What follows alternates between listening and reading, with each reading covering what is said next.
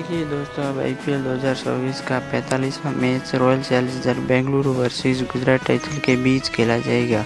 अब हम बात करते हैं कि ये मैच कब और कहां पर खेला जाएगा। इससे पहले बता दूं कि आप आरसीबी के बहुत बड़े फैन हैं तो चैनल को सब्सक्राइब जरूर कीजिए। अब हम बात करते हैं कि ये कब और कहां पर खेला जाएगा। ये मैच 28 अप्रैल को दोपहर 3:30 बजे को नरेंद्र मोदी स्टेडियम के अहमदाबाद में खेला जाएगा।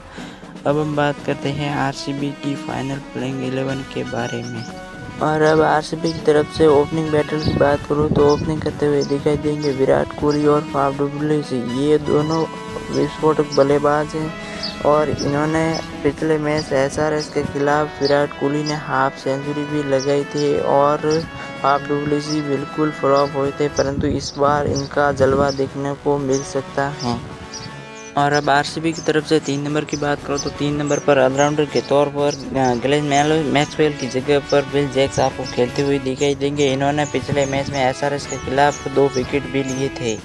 और अब आरसीबी की तरफ से 4 नंबर की बात करूं तो 4 नंबर पर आते हैं रजत पाटीदार। ये भी एक विस्फोटक बल्लेबाज है। उन्होंने 3 मैचों में लगातार हाफ सेंचुरी भी लगाई थी और एसआरएच के खिलाफ मात्र 19 बॉलों में हाफ सेंचुरी लगाई थी। ये भी एक विस्फोटक बल्लेबाज माने जाते हैं।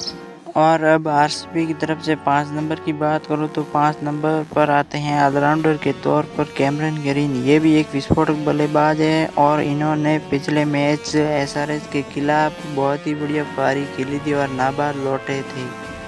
और अब आरसीबी की तरफ से 6 नंबर की बात करूं तो 6 नंबर पर आते हैं फिनिशर और विकेट कीपर के तौर पर आते हैं दिनेश कार्तिक। ये भी एक विस्फोटक बल्लेबाज, ये किसी भी समय मैच को बदल सकते हैं। और अब आरसीबी की तरफ से 7 नंबर की बात करूं तो 7 नंबर पर आते हैं महिपाल लोमरोर। ये भी एक विस्फोटक बल्लेबाज माने जाते हैं। और आरसीबी की तरफ से 8 नंबर की बात करूं तो 8 नंबर पर आते हैं ऑलराउंडर के तौर पर करण शर्मा। करण शर्मा ने पिछले 2 मैचों में बहुत ही बढ़िया पारी खेली और बहुत ही ज़्यादा विकेट भी लिए और ये एक विस्फोटक गेंदबाज भी माने जाते हैं। आरसीबी के लिए एक बहुत बड़े गेंदबाज हैं।